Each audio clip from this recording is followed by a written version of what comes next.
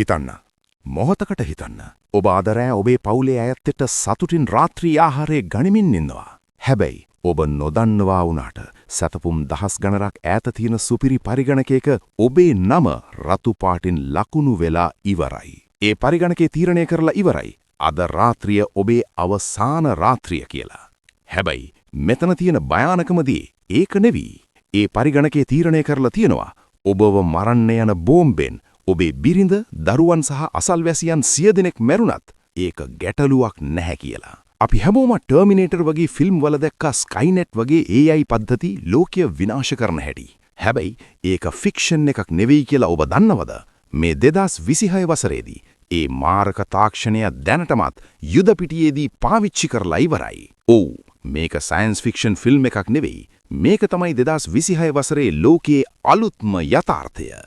අද මේ වීඩියෝ එකෙන් මම හෙළි කරන්නේ ලෝකයේ බලවත්ම රටවල් සහ යුද හමුදාවන් රහසක් විදිහට තියාගන්න උත්සාහ කරන මිනිස් පාලනයෙන් තොර වුණු මාරක AI පද්ධති 3ක් ගැනයි. Gospel, Lavender සහ Wes Daddy. මේවා නිකම්ම software නෙවෙයි. මේවා මනුෂ්‍යත්වය කියන වචනය අතුගා දාපු මරණය නිෂ්පාදනය කරන මැෂින්.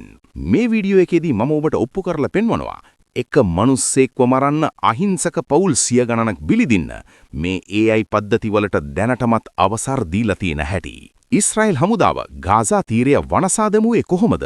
ඇයි මෙතරම් අති විශාල ගොඩනැගිලි ප්‍රමාණයක් ඔවුන් විනාශ කරේ? කොහොමද ඔවුන් සාමාන්‍ය මිනිස්සු කවුද සතුරන් කවුද කියලා හඳුනාගත්තේ? ඇයි ගාසා තීරේ සාමාන්‍ය සිවිල් ජනතාව ලක්ෂ සංඛ්‍යාත පිරිසක් නිකරුණේ ඝාතනය වුණේ? මෙන්න මේ හැම ප්‍රශ්නයකටම පිළිතුරු අද අපි කතා කරමු. හැබැයි මේ වීඩියෝ එක බලලා ඉවර වුණාම ඔබට හිතෙන්න පුළුවන් මේ ලෝකේ මානව හිමිකම් කියන්නේ නිකම් වචනයක් විතරයි කියලා. ඒව ගැන ලොකුවට කතා කරන අනිත් රටවල් වල මානව හිමිකම් ගැන කිඹුල් කඳුළු හෙළන අයම තමයි මේ තරම් මිලේච්ඡ විදිහට මිලියන ගණන් අහිංසක සිවිල් වෙසියන් ඝාතනය කරන්නේ කියලා. වීඩියෝ එක අන්තිම වෙනකම් බලන්න. මොකද මේ තාක්ෂණය හෙට දවසේ ඔබේ නගරයටත් ඔබේ නිවසටත් එන්න තියෙන්නේ තවත් එක ඩිජිටල් දත්තයක් විතරයි.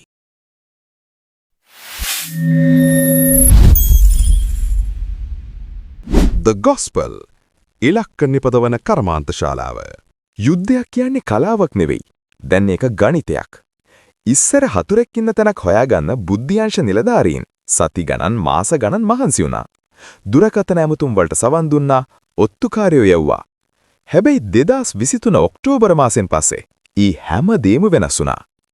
ඊශ්‍රායෙල් හමුදාව හඳුන්වා දුන්නා ලෝකයේ පළමු ඉලක්ක නිපදවන කර්මාන්ත ශාලාව. ඒ තමයි The Gospel. එහෙමත් නැත්නම් Habzora. මේක සාමාන්‍ය software එකක් නෙවෙයි. මේක කරන්නේ අපේ ඇසට නොපෙනෙන දත්ත බිලියන ගණනක් එක තත්පරයකින් කියවන එක.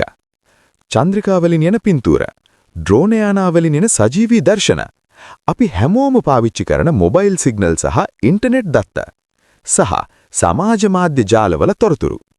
මේ පද්ධතියට හැකියාව තියෙන අති විශාල ප්‍රදේශයක සිටින සියලුම ජනතාවගේ දත්ත එකවර කියවන්න. මේක තමයි මේකේ තියෙන භයානකම පැත්ත. මේ AI පද්ධති වැඩ කරන්නේ mass surveillance එහෙමත් නැත්නම් මහජන සමූහ නිරීක්ෂණය කියන පදනම මතයි. ඔවුන්ට ගාසා තීරයේ ඉන්න සෑම වැසියෙකුගේම ඩිජිටල් ප්‍රොෆයිල් එකක් තියෙනවා. ඔබ පාවිච්චි කරන දුරකථන සිග්නල්, ඔබ යන්නේන තැන්, එමන් නැත්නම් GPS, ඔබ ඇතුළත් වෙලා ඉන්න WhatsApp groups සහ ඩ්‍රෝන යානා මගෙන් ගන්නා දර්ශන මේ ඔක්කොම 24/7 පරීක්ෂාවට ලක් වෙනවා. සරලවම කිව්වොත් ඒ ප්‍රදේශයේ ඉන්න හැම මිනිසියෙක්ම මේ AI එක ඇතුලේ නිකම්ම data point එකක් විතරයි. ඌ හැමෝම නිරීක්ෂණය කරමින් ඉන්නේ කවුද සතුරා කියලා වෙන් කරගන්න. මිනිසියෙක්ව සතුරෙක් කියලා වර්ගීකරණය කරන්නේ කොහොමද? මේක කරන්නේ pattern recognition කියලා ක්‍රමෙන්. ඒ කියන්නේ AI එක සැබෑ සතුරන්ගේ එමත් නැත්නම් මිලිටන්ට්ස් ලගේ හැසිරීම් රටාවන් කලින්ම ඉගෙනගෙන තියෙනවා. උදාහරණයකට සතුරෙක් සාමාන්‍යයෙන් තමන්ගේ ෆෝන් එක නිතර මාරු කරනවා නම්, එමත් නැත්නම් සතුරන් ගැවසෙන තැන්වලට නිතර යනවා නම්, AI එක ඔබේ හැසිරීමත් ඒකට සමානයිද කියලා බලනවා. ඔබේ කන්ටැක්ට් ලිස්ට් එකේ ඉන්න කෙනෙක් සතුරෙක් කියලා දැනටමත් ලකුණු වෙලා තේනවා නම්, ඔබ ඔහුට කතා කළොත් ඔබේ රිස්ක් ස්කෝර් එක වැඩි වෙනවා. ඊට පස්සේ ලැවෙන්ඩර් පද්ධතිය හැම මිනිසෙක්ටම 1 සිට 100 දක්වා ලකුණක් දෙනවා. ඔබේ හැසිරීම් රටාව සතුරෙකුට 900කට සමානයි කියලා AI එකට තේරුණොත් ඔබව නිකන්ම ටාගට් එකක් විදිහට ලකුණු වෙනවා. මේකේ තියෙන ලොකුම ප්‍රශ්නේ තමයි false positives. උදාහරණයකට ඔබ අහම්බෙන් සතුරෙක් පාවිච්චි කරපු පරණ ෆෝන් එකක් මිලදී ගත්තොත් AI එක හිතන්නේ ඔබත් සතුරෙක් කියලායි. නැත්නම් ඔබ සතුරන් ඉන්න WhatsApp group එකේ ඉන්නේ නිකන් තොරතුරු දැනගන්න වුණත් AI එකට ඒක මනුෂ්‍ය විදිහට තේරුම් ගන්න බෑ. ඌ බලන්නේ දත්ත විතරයි. ඒ නිසා ඔබත් සතුරෙක් විදිහට වර්ගීකරණය වෙනවා. ගොස්පෙල් එකේ ප්‍රධාන කාර්යය වෙන්නේ සතුරන් ඉන්න ගොඩනැගිලි තූරණ එකයි. ඒක කරන්නේ මෙහෙමයි. දහස් ගණනක් මිනිසයන්ගේ දුරකථන දත්ත ඇනලයිස් කරලා එක ගොඩනැගිල්ලකට සතුරන් කියලා සැක කරන අය වැඩිපුර එනම කියලා පෙනුනොත් ඒ ගොඩනැගිල්ල සතුරු මධ්‍යස්ථානයක් විදිහට ලකුණු කරනවා. එහෙමත් නැත්නම් AI එක පුරෝකථනය කරනවා අද රැයට මේ ගොඩනැගිල්ල ඇතුලේ සතුරෝ 10ක් ඉන්න පුරුවන් කියලා. ඒක කරන්නේ ඒ මිනිස්සුන්ගේ ඩිජිටල් ෆුට්ප්‍රින්ට්ස් එහෙමත් නැත්නම් දුරකථන සිග්නල් ඒ ගොඩනැගිල්ලේ ඇතුලේ තියෙනවා කියලා තහවුරු කරගෙනයි. මේ AI එක කරන්නේ මේ හැම දත්තයක්ම ක්‍රොස් රෙෆරන්ස් කරන එක. සරලවම කිව්වොත් සතුරෙක්ගේ ගමනාගමන රටාවන්, ඔවුන් නිතර යන එන තෙන් සහ ඔවුන්ගේ sannivedana රටාවන් මේ AI එක හඳුන ගන්නවා. ඊට පස්සේ ඌ කියනවා මෙන්න මේ ගොඩනැගිල්ල ඇතුලේ සතුරු මධ්‍යස්ථානයක් තියෙනවා කියලා. හැබැයි මෙතන තියෙන ලොකුම ගැටලුව මොකද්ද? මේ AI එක තීරණය කරන්නේ ගොඩනැගිල්ල ගන්න විතරක් නෙවෙයි. ඕන් මේකට කියනවා power targets කියලා. ඒ කියන්නේ මහලා නිවාස, බැංකු, රජයේ ගොඩනැගිලි. මේ ගොස්පෙල් පද්ධතිය විසින් යෝජනා කරන power targets වල ප්‍රධාන අරමුණ වෙන්නේ සිවිල් වැසියන් අතර භීතියක් ඇති කරන එකයි. ඒ කියන්නේ මේ AI එක හිතාමත්මාම සිවිල් වැසියන් ඉන්න තැන් ඉලක්ක කරන හමුදාවට පාර පෙන්නනවා. හමුදා නිලධාරියෙක් කරපු හෙලිදරව්වක තැන්නේ මෙහෙමයි. අපි කලින් යුද්ධවලදී ඉලක්ක නැතුව නතර වුණා. හැබැයි දැන් ගොස්පෙල් නිසා අපිට ඉලක්ක හිඟක් නැහැ. මැෂින් එක දිගින් දිගටම ඉලක්ක දෙනවා. අපි දිගින් දිගටම බෝම්බේ දානවා. දත්ත බඩන්න 2014 යුද්ධයේදී ඊශ්‍රායල් බුද්ධියංශයට වසරක් පුරාම හොයාගන්න පුරුවන් උනේ ඉලක්ක 50ක් වගේ ප්‍රමාණයක්. හැබැයි මේ ගොස්පෙල් කියන AI මොලේ ආවට පස්සේ ඔවුන්ට දවසකට ඉලක්ක 100කට වඩා නිපදවන්න පුරුවන් වෙලා තියෙනවා. ඒ කියන්නේ මිනිස්සු අවුරුද්දක් තිස්සේ කරන වැඩේ මේ AI එක දවසින් කරලා ඉවරයි. මේක ඇත්තටම ඉලක්ක නිපදවන ෆැක්ටරි එකක්. මැෂින් එක ඉලක්ක දෙනවා, හමුදාව බෝම්බේ දානවා. මෙතෙන්දී කිසිම මිනිස්සු හැංගීමකට ඉඩක් නැහැ. තියෙන්නේ දත්ත විතරයි. හැබැයි ගොඩනැගිලි වලට බෝම්බේ දාන එක විතරක් නෙවෙයි මේකේ අවසාන. මේ දත්ත ඇතුලේ ඉන්න මිනිස්සුන්ව වෙන් කරලා අඳුන ගන්න ඊළඟට එන පද්ධතිය මීට වඩා 10 ගුණයකින් භයානකයි. ඒ තමයි ලැවෙන්ඩර්. ලැවෙන්ඩර් මිනිස් ජීවිත අංකවලට ලඝු කිරීම. ඔස්පල් පද්ධතියෙන් ගොඩනැගිලි දහස් ගණනක් ඉලක්ක කරද්දී ඒ ඇතුලේ ඉන්න මිනිස්සුන්ව වෙන් කරලා අඳුරගන්න පාවිච්චි කරන්නේ මීට වඩා දරුණු ක්‍රමයක්. ඒකේ නම ලැවෙන්ඩර්. ලැවෙන්ඩර් කියන්නේ නිකම්ම ලිපිගොනු පරීක්ෂා කරන එකක් නෙවෙයි. මේට වැඩ කරන්නේ රියල් ටයිම්. ගාසා වල ඉන්න ලක්ෂ සංඛ්‍යාත මිනිසුන්ගේ දත්ත, ෆෝන් සිග්නල්ස්, WhatsApp, GPS හැම තත්පරයකම මේ පද්ධතියට ගලාගෙන එනවා. AI එක කරන්නේ ඒන දත්ත එසෙනින්ම Tamanගේ ඇල්ගොරිතමයට දාලා ලකුණු අප්ඩේට් කරන එකයි. මේක ඇත්තටම මරණයේ ඇල්ගොරිතමේ කිව්වොත් නිවැරදි. ලැවෙන්ඩර් කරන්නේ ගාසා තීරයේ ඉන්න සෑම වැසියෙකුටම 1 සිට 100 දක්වා ලකුණක් ලබා දෙන එක. කොහොමද මේ ලකුණු දෙන්නේ? ලැවෙන්ඩර් ඔබේ පෞද්ගලික ජීවිතේ සෑම අස්සක් මුල්ලක්ම පීරනවා. ඔබ ඉන්න WhatsApp groups මොනවද? ඔබ නිතරම කතා කරන්නේ කාටද? ඔබ පාවිච්චි කරන ෆෝන් එක නිතරම මාරු කරනවද? ඔබ ඉන්න තැන නිතරම වෙනස් වෙනවද? මේ දත්ත ඔක්කොම එකතු කරලා ලැවෙන්ඩර් තීරණය කරනවා. ඔබ සතුරෙක් වෙන්න තියෙන සම්භාවිතාවය. උදාහරණයකට ඔබ ඉන්න group එකක සතුරෙක් ඉන්නවා නම් ඔබේ ස්කෝර් එක 99 දක්වා ඉහළ යන්න පුළුවන්. ඒ කියන්නේ ඔබ දැන් ටාගට් එකක්. හැබැයි මෙන්න මේකයි භයානකම දේ. මේ ලැවෙන්ඩර් පද්ධතිය 100% නිවැරදි නෑ. ඒකේ 10%ක ප්‍රතිශතයක් වැරදීම් සිද්ධ වෙනවා කියලා රහසිගත වාර්තා හෙළි කරනවා. ඒ කියන්නේ අහිංසක සිවිල් වැසියන් දහස් ගණනක් නිකම්බ මේ මරණීය ලයිස්තුවට ඇතුළත් වෙනවා. සමහර විට ඔබ පාවිච්චි කරන්නේ කලින් සතුරෙක් පාවිච්චි කරපු පරණ ෆෝන් එකක් වෙන්න පුරුවන්. නැත්නම් ඔබ සහ සතුරෙක්ගෙන් නම් සමාන වෙන්න පුරුවන්. AI එකට ඒක අදාළ නෑ. ඌට ඔබ නිකම්ම දත්තයක් විතරයි. නීතියට අනුව මේ ලිස්ට් එක මිනිස්සෙක් පරීක්ෂා කරන්න ඕනේ. හැබැයි බුද්ධ්‍යංශ නිලධාරීන් කරපු හෙලිදරව්වට අනුව ඔවුන් එක ඉලක්කයක් බලන්න වැය කරන්නේ තත්පර 20යි. ඒ තත්පර 20 තුළත ඔවුන් බලන්නේ එකම එක දෙයයි. මේ ඉලක්කේ පිරිමියෙක්ද කියන එක විතරයි. ඊට පස්සේ ඔවුන් මරණය අනුමත කරනවා. කිසිම හෘද සාක්ෂියක් නැති, කිසිම හැඟීමක් නැති මේ තත්පර 20 ඔබේ මුළු පවුලම විනාශ කරන්න පුරුවන්. මචක් හිතපන්. ඔබ අවුරුදු 20ක් 30ක් ජීවත් වෙලා හදපු ඔබේ මුළු ජීවිතේම එක තත්පරයකින් තීරණය කරන්න මේ software එකට පුරුවන්. ඔබ සතුරෙක්ද නැද්ද කියලා තීරණය කරන්න. ඌට උඹේ මූණ බලන්න ඕනේ නෑ. උඹේ ෆෝන් එකෙන් නිකුත් වෙන ඩිජිටල් දත්ත ටික විතරක් ඇදී. සරලවම කිව්වොත් ඔබ සතුරෙක් විදිහට ලකුණු වෙන්න ගත වෙන්නේ ඔබේ දුරකථනයෙන් එක සිග්නල් එකක් නිකුත් වෙන වෙලාව. මේ වේගය ගැන අහුවම මිනිසුන්ට දැනෙන්නේ පුදුම අසරණකමක්. මොකද අපිට ඒකට විරුද්ධ වෙන්නවත් වෙලාවක් නැහැ. හැබැයි මේ හැම දෙයකටම වඩා අසික්කිත ක්‍රමයක් තියෙන ඔබව දඩයම් කරන්න. ඒ තමයි ඔබ ගෙදර එනකම් බලන් ඉන්න තාක්ෂණය. ඒකේ නම Where's Daddy? වේයාස් ඩැඩි මරණය නිවසටම කැඳවාගෙන ඒම. හිතන්න ඔබ සතුරෙක් කියලා ඒ අයි එක තීන්දු කරලා ඉවරයි. දැන් ඔබ පාරේ යනවා නැත්නම් වැඩ කරනවා. හැබැයි අමුතුම දෙයක් සිද්ධ වෙනවා. මේ තාක්ෂණයේ ඔබව පාරේදී මරන්න උත්සාහ කරන්නේ නැහැ. ඔවුන් බලන් ඉන්නේ ඔබ තනිවම ඉන්නකම් නෙවෙයි. ඔවුන් බලන් ඉන්නේ ඔබ ඔබේ නිවසට යනකම්. ඊ මරණීය උගුලේ නම තමයි ව්‍යාස් ඩැඩි. එහෙමත් නැත්නම් තාත්තා කොහෙද? මේකේ තාක්ෂණය හරිම සරලයි. ඒත් හරිම දරුණුයි. අපේ ෆෝන්වල තියෙන GPS සහ සෙල් ටවර් දත්ත පාවිච්චි කරලා මේ AI එක ලක්ෂ සංඛ්‍යාත මිනිසුන්ව එකම වෙලාවක නිරීක්ෂණය කරනවා. ඔබේ නිවසට අදාළ භූගෝලීය සීමාව ඇතුළත ඔබ පය තබපු සැනින් සැතපුම් දහස් ගණනක් ඈත ඉන්න හමුදා නිලධාරියෙකුගේ පරිගණකයට ඇලර්ට් එකක් යනවා. ඒ මැසේජ් එකේ තියෙන්නේ මෙච්චරයි. ඔහු දැන් නිවසට පැමිණියා. ඇයි මේ පද්ධතිය ඔබව ගෙදරදි මරන්න තීරණය කරන්නේ? හේතුව හරිම කුරිරුයි. ඔවුන්ට අනුව සතුරෙක් Tamanගේ පවුලේ අයත් එක්ක ගෙදර ඉන්න වෙලාවට තමයි ඔහු ඉන්න තැන ස්ථිරවම තහවුරු කරගන්න ලේසි වෙන්නේ. ඔවුන්ට අවශ්‍ය වෙන්නේ සතුරා විතරක් නෙවෙයි. ඔවුන්ට අවශ්‍ය වෙන්නේ ඒ ගොඩනැගිල්ලම විනාශ කරන්න. ඉතින් ඔබ ඔබේ බිරිඳ, දරුවන් සහ මහලු දෙමව්පියන් එක්ක රාත්‍රී ආහාරය ගන්නා මොහොත මේ AI පද්ධතියට අනුව බෝම්බයක් දාන්න තියෙන හොඳම වෙලාවයි. මේක ඇත්තටම යුද්ධයක් නෙවෙයි. මේක මෘදුකාංජයක් මගින් මෙහෙවන සමූහ මනුෂ්‍ය ඝාතනයක්. ඔබේ පවුලේ අය ඔබේ මරණයට සාක්ෂිකරුවන් විතරක් නෙවෙයි. ඔවුන් ඒ මරණයේම හවුල්කරුවන් බවට මේ තාක්ෂණය විසින් පත් කරනවා. හැබැයි මේ හැම දෙයකටම වඩා ඔබ පුදුම කරන රහසක් තියෙනවා. ඒ තමයි මේ වගේ බෝම්බයක් දැම්මම අහිංසක මිනිස්සු මැරෙන එකට මේ AI එකට තියෙන අවසරය. ඒක ගැන ඇහුවොත් ඔබ බීතියටපත් වෙයි.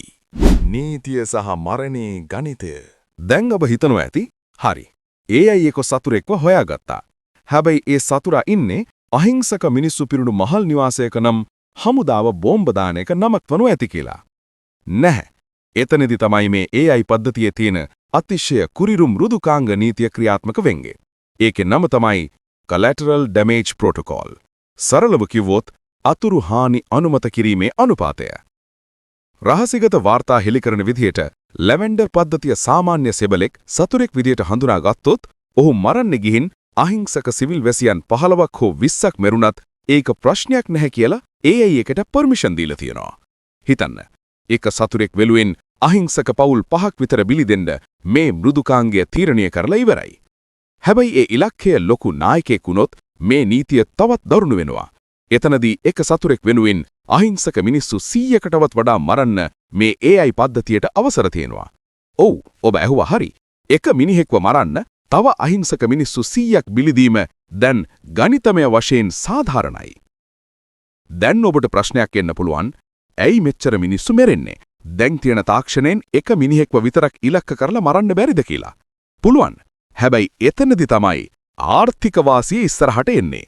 ලොකු නායකයන්ට ගහන්න විතරයි මිල අධික ඉලක්කයේ අතහරින්නේ නැති. එහෙමත් නැත්නම් ප්‍රෙසිෂන් ගයිඩඩ් මිසයිල් පාවිච්චි කරන්නේ.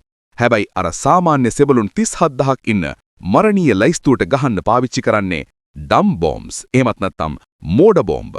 මේවායේ කිසිම මඟ පෙන්වීමක් නැහැ. මේවා වැටෙන්නේ කොහටද කියලා කවුරුත් දන්නේ නැහැ.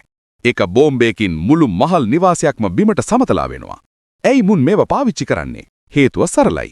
සල්ලි ඉතුරු කරගන්නේ. ලාභ බෝම්බ දාලා මිනිස්සු 100 ගණන් මරණ එක මිල අධික මිසයිලයක් නාස්ති කරනවට වඩා ලාභයි කියලා මේ AI පද්ධතියේ හිමිකරුවන් තීරණය කරලා තියෙනවා.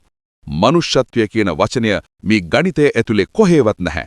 තියෙන්නේ සල්ලි සහ මරණය විතරයි. ඒකබ්බත ගවේෂණාත්මක වාර්තා සහ ජාත්‍යන්තර මාධ්‍ය විශේෂයෙන්ම +972 සහ The Guardian පුවත්පත් හෙළිකරන දත්තවලට අනුව මේ AI පද්ධති ක්‍රියාත්මක වුණු මුල් කාල සීමාව ඇතුළත සිද්ධ වුණු විනාශය මෙන්න මේ වගේ. මුල් සති 6ක් ඇතුළත මරණ සංඛ්‍යාව. මෙම AI පද්ධති විශේෂයෙන්ම The Gospel උපරිම වේගයෙන් ක්‍රියාත්මක වුණු යුද්ධයේ මුල් සති 6ක් කාලයක් ඇතුළත පමණක් ගාසා තීරයේ පුද්ගලයන් 15000කට පමණ මිය ගියා බව වාර්තා වෙනවා. මේන් බහුතරයක් අහිංසක සිවිල් වැසියන්, කාන්තාවන් සහ දරුවන්. ලැවෙන්ඩර් පද්ධතිය හරහා සතුරන් ලෙස සැකකරන පුද්ගලයන් 37000කගේ ලයිස්තුවක් AI එක මගින් සැකස් කර තිබුණා. මේ 37000 දෙනාම ඉලක්ක කරලා බෝම්බ හෙලීමට හමුදාවට අවසර ලැබුණා. අර මම කලින් කිව්ව 10%ක වැරදීම් එහෙමත් නැත්නම් එරර් රේට් එක අනුව බැලුවොත් ඒ 37000න් 3700ක්ම කිසිම වැරද්දක් නැති අහිංසක මිනිස්සු වෙන්න පුරුවන්. ඒත් AI එක ඔවුන්ව ලකුණු කර නිසා ඔවුන්ටත් බෝම්බ වැදුනා. අතුරු හානි එහෙමත් නැත්නම් collateral damage නිසා මැරුණු පිරිස. අර මම කිව්ව 15% නීතියේ එක් සතුරෙක් වෙනුවෙන් අහිංසක 15ක් හෝ 100ක් මැරීමට ඇති අවසර නිසා සිද්ධ වුණු විනාශය අති විශාලයි. බොහෝ වෙලාවට AI එක සතුරෙක්ව හඳුනාගන්නේ ඔහු Tamanගේ පවුලේ අය සමග නිවසේ ඉන්න වෙලාවට. ව්‍යාස් ද ඩැඩි පද්ධතිය හරහා. මේ නිසා එක සතුරෙක් මරන්න ගිහින් ඔහුගේ මුළු පවුලම ඒ කියන්නේ අහිංසක දරුවන් සහ බිරිඳ ඇතුළු පිරිසම සමූල ඝාතනය වුණා. මේ විදියට පවුල් පිටින් සිටියමින් මෙකි ගිය පවුල් 100 ගණනක් ගාසා තීරයේ ඉන්නවා. ඩම් බෝම්බ්ස් වල බලපෑම. මිල අඩු ඉලක්කයක් නැති ඩම් බෝම්බ්ස් පාවිච්චි කරපු නිසා එක සතුරෙක් ඉන්න ගොඩනැගිල්ලකට ගැහුවම ඒ අවට තියෙන ගොඩනැගිල්ලත් විනාශ වෙලා ඒවායේ හිටපු 100 ගණනක් මිනිස්සුත් මිය ගියා. මේක AI එක විසින් හිතාමතාම ආර්ථික වාසිය තකා අනුමත කරපු මනුෂ්‍ය ඝාතනයක්. ඔබ හිතනවා ඇති මේක ගාසා තීරයට විතරක් සීමා වෙච්ච ඊශ්‍රායලට විතරක් අදාළ වෙච්ච යුද්ධයක් කියලා. හැබැයි ඇත්තම කතාව ඊට වඩා ගොඩක් වෙනස්. මේක බැටල් ටෙස්ටඩ් තාක්ෂණයක්. ඒ කියන්නේ මේ AI පද්ධති දැන් යුද පිටියේදී පරීක්ෂා කරලා සාර්ථකයි කියලා ඔප්පු කරලා ඉවරයි. හෙට දවසේ මේ තාක්ෂණීය ලෝකයේ ඕනෑම බලවත් රටකට ඕනෑම ආණ්ඩුවකට විකුණන්න මේ සමාගම් පටන් ගනී. හිතන්න. ඔබේ රටේ මොකක් හරි කලබලයක් ඇති වුණොත්, එහෙමත් නැත්නම් දේශපාලන අර්බුදයක් ඇති වුණොත්, රජයේ තීරණය කළොත් AI එකක් පාවිච්චි කරලා විරුද්ධවාදීන් කවුද කියලා හොයන්න. එතකොට ඔබ Facebook එකේ දාපු එක කමෙන්ට් එකක්, ඔබ හිතවත්කමට එකතු වුණු එක WhatsApp group එකක්, ඔබ පාරේ යනකොට ඔබේ ෆෝන් එකෙන් නිකුත් වුණු සිග්නල් එකක්, මේ හැමදේම ඇති ඔබේ නම මරණීය ලයිස්තුවකට ඇතුළත් වෙන්න. AI එකට කිසිම දේශපාලනයක් නැහැ. ඌට මනුෂ්‍යත්වය නැහැ. ඌ කරන්නේ ඌට ලැබෙන දත්තවලට අනුව ඔබව මරන්න ඕනද නැද්ද කියලා තීරණය කරන එක විතරයි. තාක්ෂණය කියන්නේ අපේ ජීවිත ලේසි කරන දෙයක් වුණාට අද ඒක අපේ ජීවිතවලට ලොකුම තර්ජනය වෙලා ඉවරයි. මිනිස් පාලනයෙන් ගිලිහුණු මෘදුකාංගමකින් මෙහෙවන මේ ඩිජිටල් මිනිමැරුම්, ඩිජිටල් ඇසැසිනේෂන් වැඩපිළිවෙල තවමත් රහසක් විදිහට තියාගන්න ලෝකයේ බලවතුන් උත්සාහ කරනවා. හැබැයි මතක තබා ගන්න, අද ගාසා තීරයේ සිද්ධ වෙන දේ හෙට ලෝකයේ ඕනෑම තැනක සිද්ධ වෙන්න පුළුවන්. ඒක වැළැක්වීමට තිර එකම විදිහ තමයි මේ ගැන දැනුවත් වීම. මේ වීඩියෝ එක බලලා ඉවර වෙනකොට ඔබේ ෆෝන් එක දිහා ආපහු හැරිලා බලන්න. ඒක ඔබේ ලෝකය දැකීමට තියෙන ජනේලයක් විතරක් නෙවෙයි. සමහර විට ඒක ඔබව දඩයම් කරන AI එකට තියෙන ලොකුම ආයුධය වෙන්නත් පුරුවන්. මම අද මේ හෙළිදරව් කලේ ලෝකය හංගන්න හදන ඇත්තම ඇත්තයි. මේක ඔබේ හිතවතුන් එක්ක ෂෙයා කරන්න. මොකද හෙට දවසේ ව්‍යාස් ඩැබී චීන ඇලර්ට් එක ඔබේ නිවසටත් නොයේ කියලා කාටවත් සහතික වෙන්න බෑ. අමතර නොකර අපිව සබ්ස්ක්‍රයිබ් කරන්න. සමුගන්වා. තවත් මේ වගේම දැස්මවිත කරන වීඩියෝ එකකින් හමු කරමු.